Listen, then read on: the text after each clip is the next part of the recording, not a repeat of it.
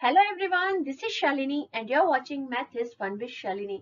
एक बार फिर से स्वागत है आपका मेरे चैनल पर। और जैसे कि मैंने आपसे प्रॉमिस किया था लास्ट वीडियो में कि मैं नेक्स्ट वीडियो लेकर आऊंगी ग्रेड 6 का मैथ ओलंपियाड का, तो हियर आई एम। और इस वीडियो में हम ढेर सारी बातें करेंगे इंपॉर्टेंट क्वेश्चंस के बारे में, उनको किस तरह से आप ट्रिक के साथ जल्दी से सॉल्व कर सकते हैं। और जो भी मैंने क्वेश्चंस लिए हैं ये सेट ए के हैं, जो ऑलरेडी रिसेंटली 22-23 के ग्रेड 6 के ओलंपियाड में वो सारे क्वेश्चंस आ चुके हैं। ओके, तो जल्दी से वीडियो को स्टार्ट करते हैं। साथ ही मैं आपको बताने वाली हूँ आपके ग्रेड 6 का सिलेबस भी, तो वीडियो को एंड तक जरूर देखिएगा। पसंद आए तो लाइक कीजिए और चैनल को सब्सक्राइब नहीं किया है तो जल्दी से सब्सक्राइब कर दीजिए क्योंकि बिल्कुल फ्री है। तो चलिए वीडियो को शुरू करते हैं। तो यहाँ पर मैंने फर्स्ट जो स्लाइड रखा है अपना, वो रखा है आपके 5th to 10th के जो भी एग्जाम का पैटर्न होता है, चाहे मैथ ओलंपियाड है या कोई भी एग्जाम है, बट मैंने यहाँ पे मैथ ओलंपियाड का ही लिया है। तो वो जो पैटर्न होता है उसको आपको समझाने के लिए फर्स्ट स्लाइड मैंने रखा हुआ है। तो ये जो आप यहाँ पर देख रहे हो ये है आपके number of questions. Okay, number of questions है ये है marks for each question. Okay, और this is total marks, right. तो आपके जो 4 सेक्शन होते हैं, logical reasoning, mathematical reasoning, everyday mathematics and achiever section. तो 15 क्वेश्चंस आते हैं लॉजिकल से, 20 क्वेश्चंस आते हैं मैथमेटिकल रीजनिंग से, 10 क्वेश्चन आते हैं एवरीडे मैथमेटिक्स से और 5 क्वेश्चंस आते हैं अचीवर सेक्शन से। अचीवर सेक्शन बहुत इंपॉर्टेंट है क्योंकि आप देख सकते हो कि यहाँ पे हर एक क्वेश्चन का मार्क जो है वो 3 है। 5 क्वेश्चन है बट 15 मार्क्स आपको तुरंत मिल जाते हैं अगर आपके सारे क्वेश्चन सही हैं तो। ओके, ये आपके टोटल नंबर ऑफ क्वेश्चंस रहेंगे 50 और उनके मार्क्स रहेंगे 60, राइट। तो ये है रहेगा आपके एग्जाम का पैटर्न। एग्जाम आपके स्कूल में ही होगा और इसके लिए आपका जो रजिस्ट्रेशन का वीडियो है, मैंने अभी लास्ट वीडियो वही अपलोड किया है। अगर आपने नहीं देखा है तो उसका लिंक मैं डिस्क्रिप्शन में दे दूंगी, आप जाकर देख सकते हैं। ये रहा आपका ग्रेड 6 का सिलेबस, जो कि आप देख सकते हो। ये सारे जो इंपॉर्टेंट टॉपिक्स हैं मैथ्स के, ये आपको आने वाले हैं, तो इनकी तैयारी आपको बहुत अच्छे से करनी है। और अगर कोई भी डाउट है, किसी भी तरह की प्रॉब्लम है, तो मैं तो हूँ ही, मेरे चैनल पर आपको इससे रिलेटेड काफी सारे वीडियोस मिल जाएंगे।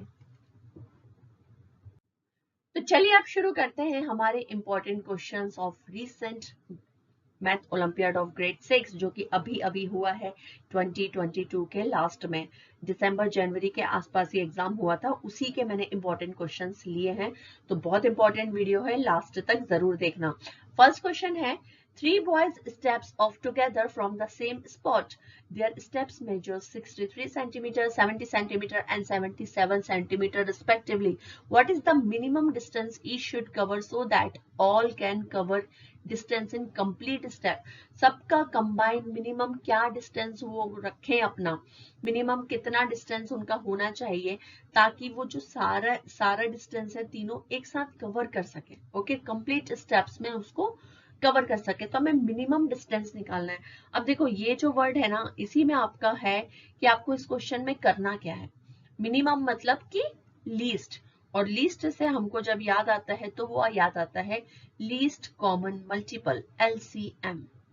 ओके, आप जब भी इस तरह के स्टोरी प्रॉब्लम्स देखोगे तो आपको कोई ना कोई हिंट ऐसा मिल जाएगा कि आपको समझ में आएगा कि इसमें आपको करना क्या है। तो इस क्वेश्चन में हमको निकालना है इन तीनों नंबर्स का, 63, 70 और 77 का LCM। ओके, जो भी LCM रहेगा, लीस्ट कॉमन मल्टीपल रहेगा, वही हमारा आंसर रहेगा। ठीक, तो LCM निकाल लेते हैं। देखो LCM निकालने के लिए अपनी वही पुरानी मेथड, प्राइम फैक्टराइजेशन, उसी का हम यूज करेंगे। 63, 70 एंड 77, राइट। तो यहाँ पर हम सबसे पहले 3 से डिवाइड कर लेते हैं। ओके, 3 2 6, 3 1 3, और ये तो 3 से डिवाइड नहीं हो रहे हैं दोनों, राइट।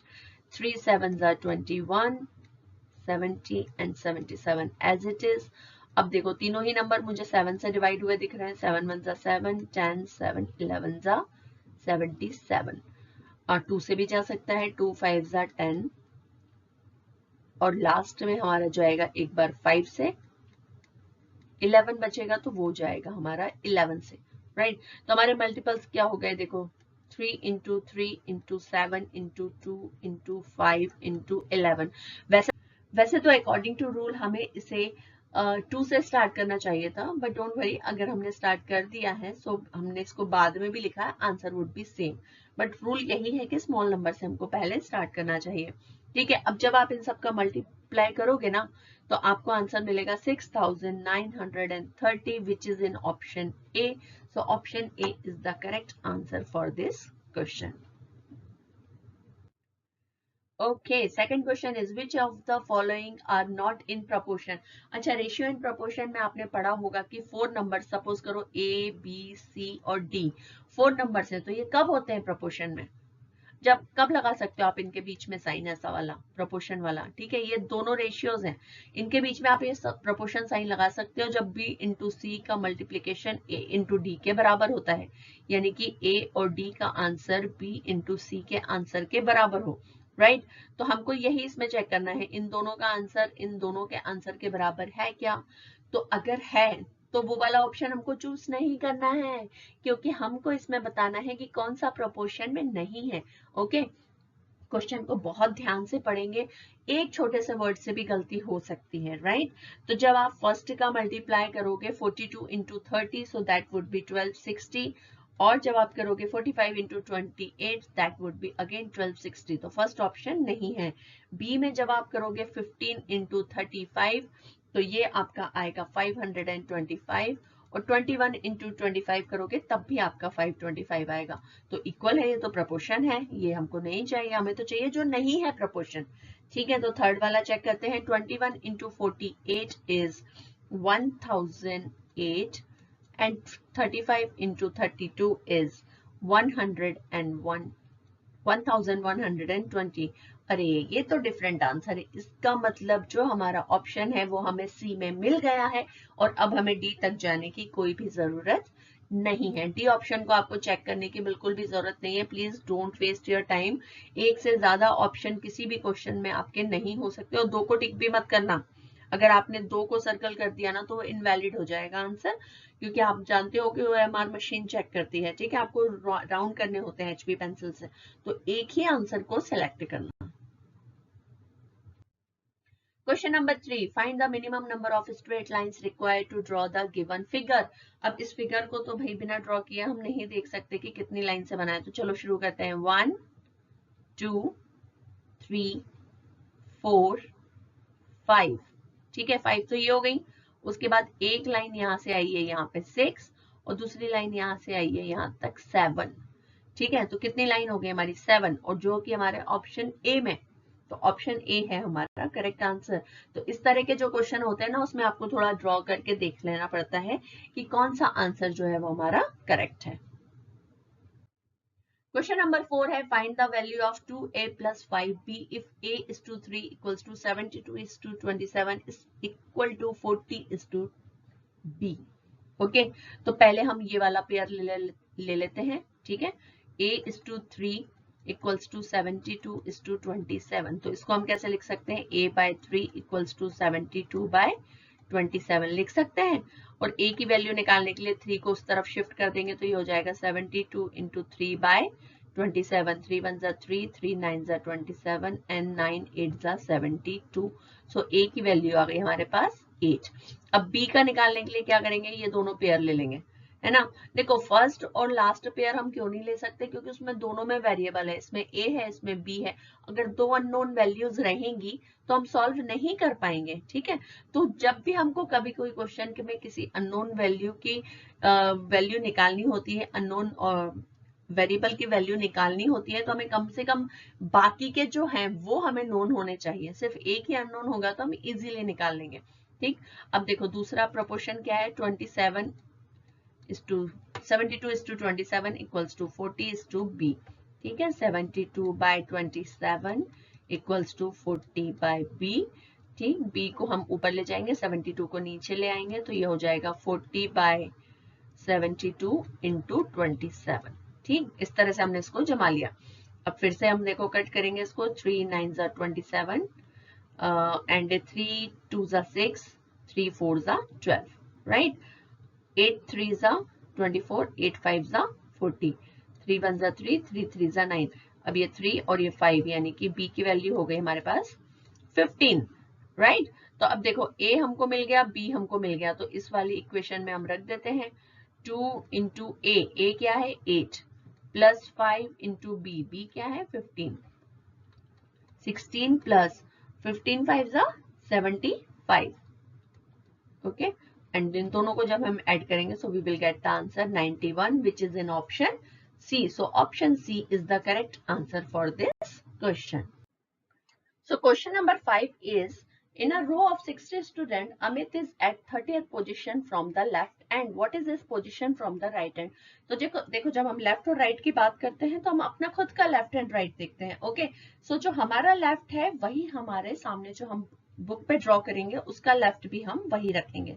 राइट, तो यहां से जो लेफ्ट है यहां से अमित की पोजीशन है 30th, यानी कि इसके पहले 29 बच्चे यहाँ पे हैं टोटल. ओके, तो 1 से लेके 30 बच्चे यहाँ पर हमारे पास टोटल हैं. अमित से पहले 29 बच्चे हैं, अमित के बाद 30 बच्चे और हैं, तभी टोटल 60 हैं. ठीक है, अमित के बाद 30 बच्चे और हैं तभी टोटल 60 हैं. तो 30 बच्चे तो अमित के बाद हो गए. अब अगर हम इस साइड से काउंट करेंगे राइट हैंड साइड से तो अमित की पोजीशन क्या होगी? 30 तो यहाँ इस तरफ पहले ही हो गया अमित के बाद, तो अमित तक आते आते पोजीशन क्या हो जाएगी? 31st from the right hand side. इस तरफ से अगर हम गिनेंगे तो अमित की पोजीशन 31st हो जाएगी और इस साइड से गिनेंगे तो 30th ही रहेगी. तो हमें तो चाहिए था राइट हैंड साइड से, तो ये पोजीशन है 31st which is in option B. 6th है कि find the missing number if same rule is followed in all the 3 figures. अब जब आप तीनों फिगर्स को देखोगे तो आप फर्स्ट फिगर में देखो, आपको ऐसा लगेगा कि ये जो है कुछ इस तरह से बना होगा. 6 5 30 बट प्लस 3 33. ठीक है, फिर सेम रूल तो इसमें भी अप्लाई होना चाहिए. 8 5 40 प्लस 3 43. राइट, बट यहाँ पे 43 तो नहीं है, यहाँ पे तो 39 है. इसका मतलब जो रूल हमने सोचा है ये हमारा गलत है. तो अब हमें कोई दूसरा रूल सोचना पड़ेगा. तो हम सेकंड रूल क्या सोच सकते हैं कि 6 plus 5 is 11 and 11 into 3 is 33. ठीक है, ऐसा हो सकता है. तो हम इसको भी चेक कर लेते हैं. 8 plus 5 is 13 and 13 into 3 is 39. Oh yes, this rule is working. तो ये हमारा रूल हम इसमें थर्ड में भी अप्लाई कर सकते हैं. 7 plus 5 12 and 12 into 3 is 36 and 36 is in option B which is the correct answer for this question. Okay, question number 7 is what is the difference between the shaded fraction of the given figure? अब देखो fraction कैसे निकालते हैं. Fraction पर एक बहुत बड़ा video मैंने ऑलरेडी बनाया हुआ है हर ग्रेड के लिए. 4 5 6 7 सब के लिए बनाया हुआ है, तो आप मेरे चैनल पर जाकर चेक कर सकते हो. फ्रैक्शन निकालने के लिए हमें पहले शेडेड पार्ट्स काउंट करने पड़ते हैं. 1 2 3 और टोटल पार्ट्स में से कितने हैं टोटल? 1 2 3 4 5 6 7 8 3/8. ये हो गया हमारे इस फिगर का. अब इस फिगर के 1 2 3 4 शेडेड पार्ट्स हैं और टोटल कितने हैं? 12. So 4 1s are 4, 4 3s are 12. 1/3 is the fraction for this figure. हमें क्या निकालना है? दोनों का डिफरेंस. 3/8 minus 1/3. ये वाला कलर जो है मुझे बहुत चुप रहा है पेन का, इसको मैं चेंज कर लेती हूँ. ओके, अब देखो हमको क्या है 8 और 3 का एलसीएम निकालना पड़ेगा क्योंकि ये जो दोनों हैं अनलाइक फ्रैक्शंस हैं. अनलाइक फ्रैक्शन का एडिशन और सब्ट्रैक्शन आप हमेशा एलसीएम निकाल कर ही करते हो. राइट, सो 8 एंड 3 का एलसीएम आएगा हमारा 24. 8 3s are 24 and 3 3s are 9. 3 8s are 24, 8 1s are 8. 9 minus 8 is 1/24 which is in option A. Next question is, in a certain code language, if great is written as JTFCW, then how will site be written in the same code language? ठीक है, तो पहले तो हम देखो great को लिख लेते हैं GREAT, ग्रेट. ठीक है, ग्रेट को हमने कैसे लिखा? JTFCW. देखो जब भी ऐसे अल्फाबेट्स वाले क्वेश्चन आते हैं ना तो आपको देखना पड़ता है कि जी के बाद जे कैसे आया, उसके बीच में कितने जो अल्फाबेट्स है वो स्किप हो गए. तो जी के बाद क्या आता है? GHIJ. एच और आई जो है वो स्किप हो गए, यानी 2 नंबर के बाद 2 अल्फाबेट्स के बाद जे आया. सिमिलरली आर के बाद आता है RST. एस सिर्फ एक अल्फाबेट जो है वो स्किप हुआ है. ई के बाद डायरेक्ट एफ आता है, कोई भी अल्फाबेट स्किप नहीं हुआ है. ABC, बी स्किप हुआ है यानी कि एक अल्फाबेट के बाद सी आता है. TUVW यानी कि 2 अल्फाबेट्स के बाद W आता है. तो एक पैटर्न बन गया. देखो +2 +1 0 +1 +2. सेम पैटर्न हम लगा देंगे साइड में SIGHT. एस के बाद लगाएंगे +2 यानी 2 अल्फाबेट मिस कर दो. STUT और U को मिस कर दिया तो V लिख दिया. आई के बाद लगाएंगे +1, आई के बाद क्या आता है आई जे, जे को स्किप कर दो, के, ठीक है, जी के बाद कुछ भी स्किप नहीं करना है, 0, ठीक है, डायरेक्ट नेक्स्ट अल्फाबेट जी एच, राइट, एच के बाद फिर से एक 1 जो अल्फाबेट है उसको स्किप कर दो, एच आई, आई को स्किप कर दो, जे को लिख लो, टी के बाद यू और वी को फिर से स्किप कर दो और डब्ल्यू को लिख लो, क्योंकि हम सेम जो पैटर्न है उसी को हम फॉलो कर रहे हैं, राइट। तो अब ये वाला जो आंसर है हमारा VKHJW, that is in option C. So option C is the correct answer for this question. Question number 9. Pointing to a girl in the photograph, Arun said she is the granddaughter of the elder brother of my father. यानी कि अगर जो हमको detail दी हुई है ना, पहले उसे लिख लेते हैं। अरुण है, उसके पापा हैं और पापा के बड़े भाई हैं, इतना हमको पता है, ठीक है। तो जो अरुण के पापा के बड़े भाई है वो अरुण के क्या हुए, ताऊ जी, अंकल या चाचा, जो भी आप बोलते हो वो हुए, ठीक है। उनकी ग्रैंड डॉटर है ये, चाचा की ग्रैंड डॉटर। चाचा की ग्रैंड डॉटर कैसे होगी, यानी कि उनका कोई बेटा हो या बेटी होगी, ठीक है, उसकी डॉटर जो है वो इनकी ग्रैंड डॉटर होगी, राइट। तो ये जो चाचा का बेटा है वो अरुण का क्या हुआ, कजिन हो गया, क्योंकि ये दोनों जो है आपस में भाई हैं, उसके पापा अरुण के पापा और जो भी उसका भाई बहन है उसके पापा, दोनों आपस में भाई भाई हैं। तो आप अरुण और वो जो बेटा या बेटी जो भी है वो उसके कजिन हुए, आपस में कजिन हो गए। तो उस कजिन की बेटी अरुण की क्या हुई, देखो हमारा भाई होता है, बहन होता है, या आपके जो आप जो खुद हो, ठीक है, वो आप आपके मामा या बुआ के क्या लगते हो, नीस हो आप, ठीक है, नीस हो। अगर आप गर्ल हो तो नीस हो, अदरवाइज नेफ्यू हो।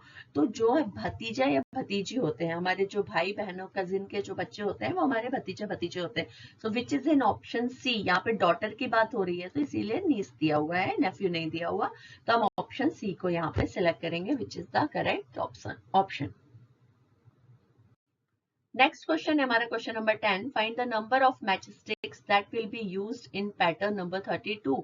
तो यहाँ पे जो सारे पैटर्न दिए हुए हैं आपको, देखो मैचस्टिक कितनी यूज हुई है। फर्स्ट पैटर्न में हुई हमारी 4 यूज, सेकंड पैटर्न में हमारी हुई है 4 + 4 8, थर्ड पैटर्न में हमारी हुई है 4 + 4 + 4 यानी कि 12, ठीक है। यहाँ पे 8 यूज हुई है, यहाँ पे 4 यूज हुई है। अब ये टेबल है ना, 4 2 = 8, 4 3 = 12, है ना। अगर जो भी पैटर्न 4 रहेगा उसमें 16 यूज होंगी, ठीक। तो अब हम ऐसे जमा के 32 तक तो नहीं देखेंगे कि P5 में क्या होगा, P6 में क्या होगा, पैटर्न 7 में कितने होंगे, ऐसे नहीं देख सकते हम। हमको पता चल गया है कि जो 1 by 1 है, बढ़ रहे हैं, वो मल्टीपल्स हैं। यहाँ पे जो नंबर लिखा हुआ है उसमें 4 का मल्टीप्लाई कर दो तो मैचस्टिक का नंबर आ जाता है। पैटर्न नंबर 2 में 4 का मल्टीप्लाई कर दो तो 8 हो जाता है, ठीक है। 4 में 4 का मल्टीप्लाई कर दो तो 16 हो जाता है। जो पैटर्न 5 होगा उसमें 4 का मल्टीप्लाई करेंगे तो 20।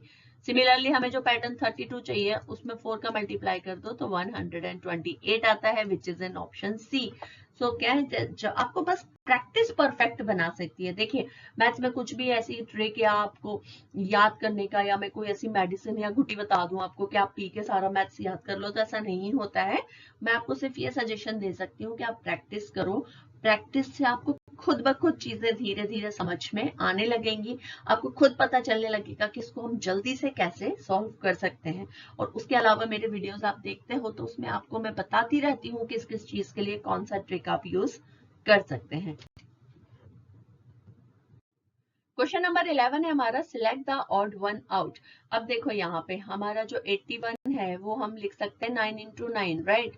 36 को लिख सकते हैं 6 × 6, 16 को लिख सकते हैं 4 × 4, लेकिन 47 को तो कुछ भी नहीं लिख सकते क्योंकि 47 तो परफेक्ट स्क्वायर नहीं है। परफेक्ट स्क्वायर क्या होता है, जब किसी नंबर का उसी नंबर में मल्टीप्लाई करने पे जो आंसर आता है उस आंसर को हम परफेक्ट स्क्वायर कहते हैं। So 81, 36 and 16 they are the perfect square, but 47 तो किसी भी नंबर का परफेक्ट स्क्वायर नहीं है, ठीक है। तो ऑप्शन सी जो है वो हमारा करेक्ट आंसर है, राइट। 12th क्वेश्चन में विच of the following Venn diagram best represent the relationship among fiction books and non fiction books. देखो बुक्स जो है वो कई तरह की होती हैं, स्टोरी बुक्स होती हैं, फिक्शन बुक्स होती हैं, नॉन फिक्शन बुक्स होती हैं, उसके अलावा आपकी सिलेबस की बुक्स होती हैं, तो काफी सारे टाइप होते हैं। बट जो दोनों तरह की बुक्स यहाँ पे दी हुई हैं, फिक्शन एंड नॉन फिक्शन, वो आती एक ही कैटेगरी के अंदर है, दैट इज कॉल्ड बुक। दोनों बुक ही है, ठीक है, बुक के बारे में ही बात हो रही है। तो एक जो पूरा एक जो डायग्राम है वो हमारा बुक है, उसके अंदर जो है एक जो कैटेगरी है वो है फिक्शन और दूसरी जो कैटेगरी है वो है नॉन फिक्शन।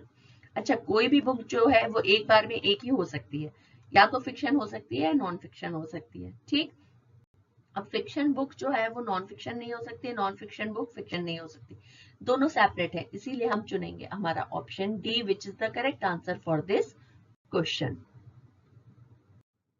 क्वेश्चन नंबर 13 है हमारा, a figure is formed by putting two squares one on the other as shown in the figure. दो स्क्वायर ले लिए, उनको एक के ऊपर एक जमा दिया। ठीक है, अब क्या हुआ कि if the length of each side of two square is 8 centimetre, दोनों स्क्वायर की हर एक साइड की लेंथ 8 सेंटीमीटर है। ठीक है, तो ये भी 8 है, ये भी 8 है। यहाँ पे दो 8 क्यों आए, क्योंकि ये अलग अलग स्क्वायर है, यहाँ से यहाँ तक एक स्क्वायर है, यहाँ से यहाँ तक एक स्क्वायर है, तो हम इसको पूरी एक लाइन नहीं ले सकते, दो लाइन है, तो 8 8। इसी तरह यहाँ पे भी 8 8, ये हम नहीं लेंगे।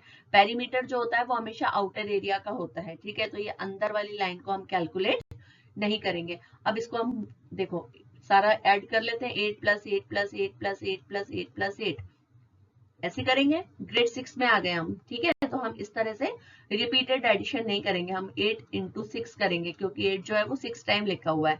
8 into 6 is 48 centimetre which is the perimeter of this figure.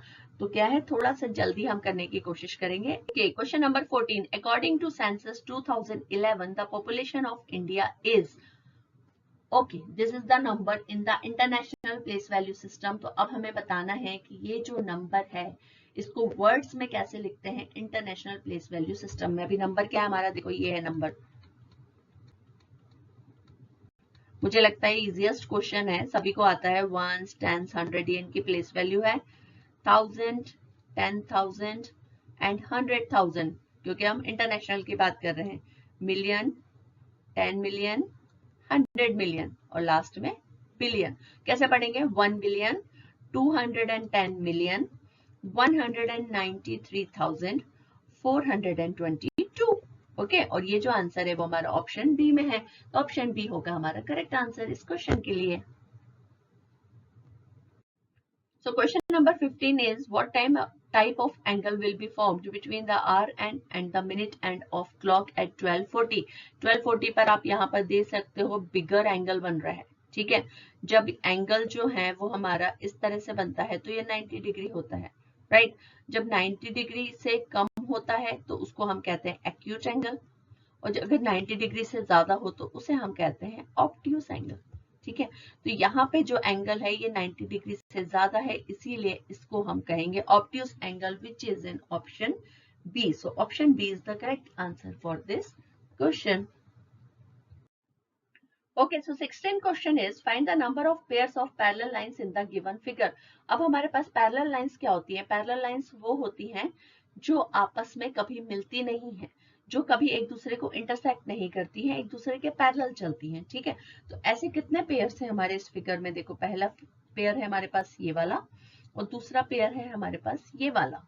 ठीक है, अब ये वाली लाइन जो है वो थोड़ी सी तिरछी है, इससे भी और इससे भी, तो हम ये कहीं ना कहीं अभी नहीं मीट कर रही है, बट जब आप इसको एक्सटेंड करोगे तो ये आगे कहीं ना कहीं जाकर इसको मीट करेगी। ठीक है, तो इस पेयर को हम नहीं ले सकते, तो टोटल पेयर्स कौन से हैं, 1 ये वाला और 2 ये वाला। ठीक है, तो टोटल नंबर ऑफ पेयर्स हैं 2 which is in option B. So option B is the correct answer for this question.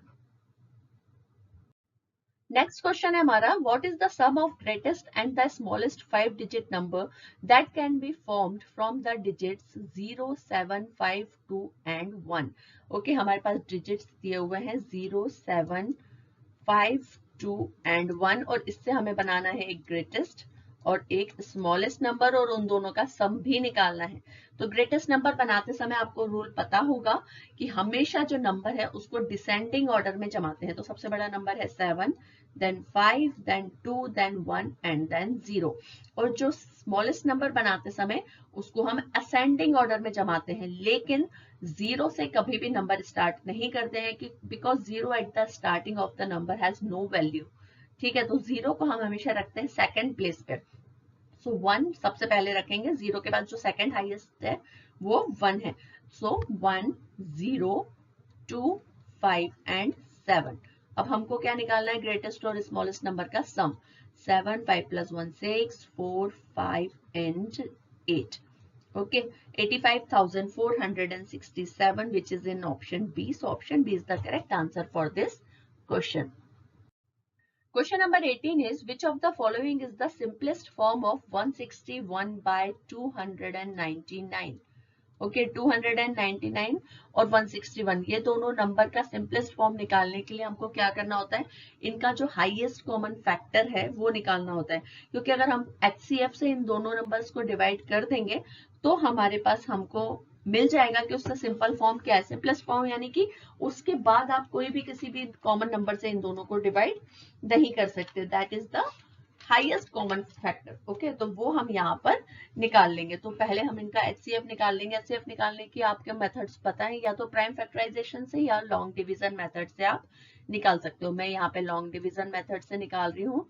तो हम पहले छोटे नंबर से बड़े नंबर को डिवाइड करते हैं, right. 161 1 161, this would be 8 3 and 1 138। अब ये बन जाएगा हमारा न्यू डिवाइजर एंड जो हमारा पहले वाला डिवाइजर था वो हो जाएगा डिविडेंड।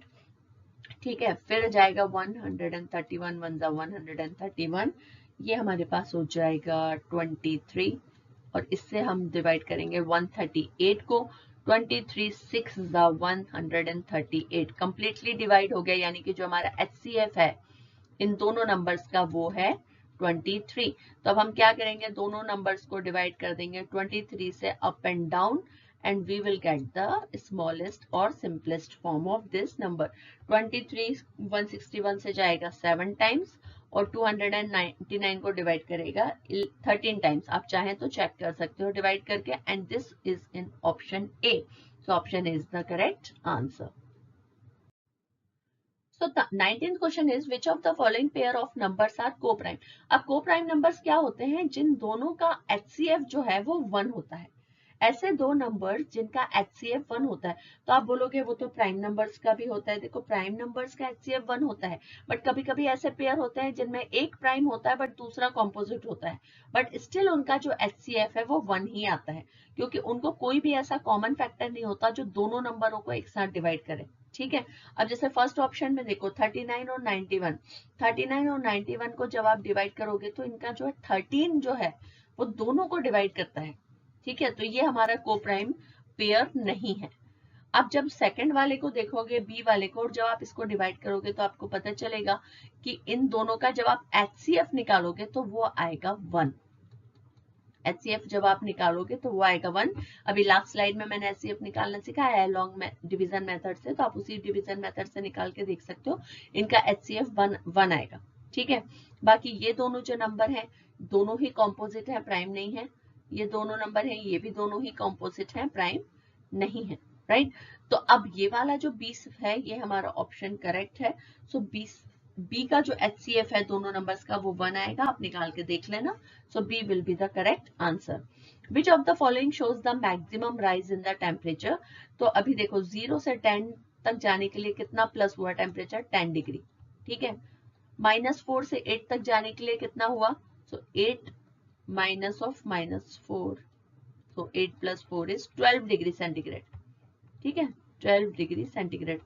कितना बड़ा वो करने के लिए हम थोड़ा माइनस करके तो देखते हैं। -15 to -8 जाने के लिए कितना बड़ा हमारा, 7 डिग्री। ठीक, और -7 से 1 तक जाने के लिए कितना बड़ा, 8 डिग्री। आपको नहीं समझ में आता ना तो आप नंबर लाइन पे करके देख सकते हो कि यहाँ पर कितना डिग्री टेम्परेचर जो है वो बढ़ा। हालांकि ओलंपियाड में क्या है, आप जितनी ज्यादा प्रैक्टिस से क्विक मेथड से करना सीखोगे आपका टाइम सेव होगा। तो यहाँ पे हाईएस्ट कौन सा है, बी। सबसे ज्यादा टेम्परेचर बढ़ा है -4 से लेके 8 डिग्री सेंटीग्रेड तक, तो B is the correct answer for this question. Question number 21 है, Arun wants to donate 4,200 between 2 persons X and Y in the ratio of 5:7। 5:, देखो टोटल जो मनी है हमारे पास वो है 4,200। इसके हमको दो पार्ट्स करने हैं। इसका 5th पार्ट जो है 1/5 पार्ट हमको देना है किसी x को, और दूसरा जो है 1/7 पार्ट वो हमको देना है y को। तो जब x एंड प्लस y रहेगा तो टोटल 4,200 ही हो जाएगा। ठीक है, अब रेशियो क्या है, 5 है एक तरफ 7 है, तो हमको एक ऐसा नंबर मान लेते हैं, let a variable x such that इस तरह के जो रेशियो वाले क्वेश्चन होते हैं ना, उनमें हमको वेरिएबल मानना पड़ता है, क्योंकि 5 और 7, 5 + 7 तो 12 होता है, 4200 तो नहीं होता, यानी कि उसमें कोई ना कोई नंबर ऐसा मल्टीप्लाई है जिसको मल्टीप्लाई करके 5x में ऐड करने के बाद जो है वैल्यू 4200 आती है। ठीक है, तो उस x की वैल्यू हमको निकालना है, तो पहले हम x की वैल्यू निकाल लेंगे। तो x हो जाएगा हमारा 4200 डिवाइडेड बाय 12। तो जब आप इसको डिवाइड करोगे so you will get the answer 350। सो 350 हमारा क्या है? 350 हमारा मनी नहीं है, ये हमारा वेरिएबल का वैल्यू है। ठीक है, मनी तो अब हम x की निकालेंगे। x को कितना पार्ट मिला है? 5x, यानी कि 5 × 350। 5 × 350 कितना हो गया हमारे पास? 1750। ठीक है, y को कितना पार्ट मिला है? 7x, यानी कि 7 × 350। 7 × 350 कितना होता है हमारा? 2450. So 1750 and 2450 is in option B. तो option B is the correct answer for this question. आप नोटिस कर रहे हो ज्यादातर क्वेश्चंस के जो ऑप्शंस हैं वो बी वाला ही करेक्ट है। ठीक है, इसका मतलब ये नहीं है कि आप जब क्वेश्चन कोई ना बने तो आप बी पे तुक्का लगा दो, बट मैं इन जनरल मैंने ऑब्जर्व किया कि ज्यादातर आंसर जो है वो बी में आ रहे हैं। Question number 22 है, a container X has 24.25 liter of water and another container Y has 17.75 liters of water. Both containers X and Y together are enough to fill 1/5 of the tank Z. What is the total capacity of the tank Z? देखो X और Y की total capacity पहले हमको निकालनी है, so 24.25 plus 17.75 दोनों की capacity को हम ऐड कर लेते हैं, so this would be the answer 42 litre.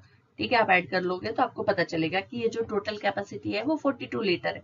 अब देखो एक टैंक है Z, ठीक है, तो जब ये 42 लीटर वाटर हम इसके अंदर डालेंगे तो ये इसका सिर्फ 1/5 ही भराएगा, यानी कि बहुत बड़ा टैंक है Z। जो Z है वो बहुत बड़ा टैंक है कि दोनों का मिलाकर भी जब आप इसके अंदर डालोगे तो इसका 1/5 पार्ट ही भरेगा, Z का सिर्फ 1/5 पार्ट ही भरेगा। तो लेट टोटल जो कैपेसिटी है वो Z की X है। Let total capacity of Z is X। ठीक है, X है। अब X का टोटल कैपेसिटी का 1/5 जो है वो है हमारा 42, राइट। टोटल कैपेसिटी X का 1/5 पार्ट जो है वो है 42 लीटर। ठीक है, क्योंकि 42 लीटर हमने इसके अंदर भर दिया है, तो इससे हम x की वैल्यू निकाल लेंगे। 42 × 5, 42 × 5 is 210 litre. So 210 litre is in option C. ये हमारे Z की टोटल कैपेसिटी है, इतना बड़ा टैंक है और उसमें हमने सिर्फ 42 लीटर वाटर डाला है x और y को मिलाकर, तो 1/5 ही तो भरेगा उसका। ठीक है, तो इस तरह से क्वेश्चन को हमको समझ के सॉल्व करना होता है। मैथ ओलंपियाड में डिफिकल्ट नहीं होते बट थोड़े से ट्रिकी होते हैं। Question number 23. A rectangular mat is laid on the square floor of side 26 meter. The length of the rectangular mat is 18 meter and its breadth is 2/3 of its length. Find the area of floor where mat is not laid. Okay, तो अब देखो हमारा जो room का है, room का size कितना है? रूम के फ्लोर का साइज कितना है? 26 मीटर है, स्क्वायर है, तो चारों ही 26, 26, 26 होंगे। ठीक है, मैट का जो साइज है वो कितना है? मैट का साइज वो है हमारा 18 × 2/3 ऑफ इस लेंथ। लेंथ भी नहीं दी हुई है, देखो लेंथ जो है वो 2/3 ऑफ ब्रेथ है, तो ब्रेथ कितनी है? 18, तो लेंथ कितनी हो गई? 12। ठीक है, तो हमको लेंथ इसकी कितनी मिल गई? 12। ऐसे परेशान करते हैं देखो IMO में, थोड़ा थोड़ा बताते हैं, थोड़ा थोड़ा गायब कर देते हैं, फिर आपको उसको ढूंढना होता है, तो थोड़ा सा लेंथी कर देते हैं क्वेश्चन को ताकि आपका टाइम जाए। बट अगर आप इंटेलिजेंट हो, प्रैक्टिस करते रहते हो, मेरे वीडियोस देखते रहते हो, तो आप तो फट से सॉल्व कर लोगे, राइट। तो अब हमें लेंथ और ब्रेड्थ दोनों पता चल गई, दोनों का एरिया निकाल लेते हैं। सबसे पहले हम निकाल लेते हैं फ्लोर का एरिया। ठीक है, फ्लोर स्क्वायर है, स्क्वायर का एरिया कितना होता है? A स्क्वायर, यानी कि साइड स्क्वायर। तो 26 × 26, 26 × 26 जब हम मल्टीप्लाई करेंगे so we will get the answer 676 metre square. Okay, और इसी तरह मैट का हम निकाल लेंगे एरिया। मैट का एरिया क्या है? L × B, क्योंकि रेक्टेंगल है, रेक्टेंगल का एरिया होता है L × B, सो 18 × 12, 18 इंटू 12 हमारे पास कितना आ जाएगा 216 मीटर स्क्वायर। ठीक है, ये बड़ा एरिया है, ये छोटा एरिया है। मैट ने बहुत छोटा सा एरिया कवर किया है फ्लोर का, और बाकी कितना बचा रिमेनिंग एरिया, रिमेनिंग कितना बचा 676 में से माइनस कर देंगे 216 को, तो हमारे पास आ जाएगा 416 मीटर स्क्वायर एरिया जो है वो रिमेनिंग है, विच is in option A. So option A is the correct answer for this question. अब 24th क्वेश्चन है वो हमारा फिल इन द ब्लैंक्स है, और उसमें हमें करेक्ट जो 3 ऑप्शन है पी क्यू आर की वैल्यू हमको इसमें निकाल के ऑप्शन के साथ मैच करनी है। ठीक है, तो पी को निकालने के लिए हमें क्या हिंट दी हुई है, पी को निकालने के लिए हमें बोला है कि area of a digital rectangular board whose length is p meter and width is 13 centimeter is 182। तो एरिया हमको दिया हुआ है 182, लेंथ है p और विड्थ है 13। तो p निकालने के लिए क्या करना पड़ेगा 182 बाय 13 विच इज 14 सेंटीमीटर। और 14 किस में है, 14 दो ऑप्शंस में है, बी में और डी में, तो हमारा काम नहीं चलेगा। देखो अगर सिर्फ पी की वैल्यू एक ही किसी ऑप्शन में होती 14 तो हम डायरेक्ट उसको टिक कर देते, क्यू और आर निकालने की जरूरत नहीं पड़ती, बट पी की वैल्यू दो ऑप्शंस में है तो अब हमें क्यू की भी फाइंड करनी पड़ेगी।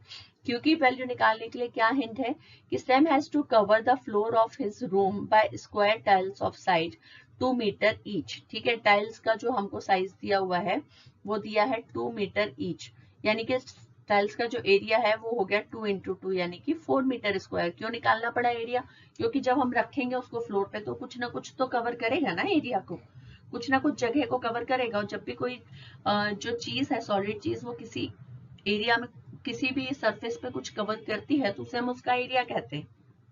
तो टाइल्स का एरिया कितना हो गया 4 मीटर स्क्वायर। फ्लोर का एरिया कैसे निकालेंगे, फ्लोर है हमारा रेक्टेंगुलर 10 बाय 8, 10 मीटर लेंथ है और 8 मीटर विड्थ है, तो 10 into 8 L into B 80 metre square. तो नंबर ऑफ टाइल्स कैसे निकालेंगे, क्यू की वैल्यू, नंबर ऑफ टाइल्स है हमारी क्यू की वैल्यू, फ्लोर का एरिया डिवाइडेड बाय टाइल्स का एरिया, तो हमारे पास आ जाएंगे number of tiles that is 20। 20 is in option B, क्योंकि इसमें तो 18 है answer which is wrong, so we will choose option B as the correct answer, क्योंकि हमको अब आर निकालने की जरूरत नहीं है। हमारा क्वेश्चन नंबर 25 है, match the following and select the correct option. The difference between the successor and predecessor of 305 is. So 305 का सक्सेसर क्या होगा 306 और प्रेडिसेसर क्या होगा 304, और इन दोनों का डिफरेंस कितना होगा 2।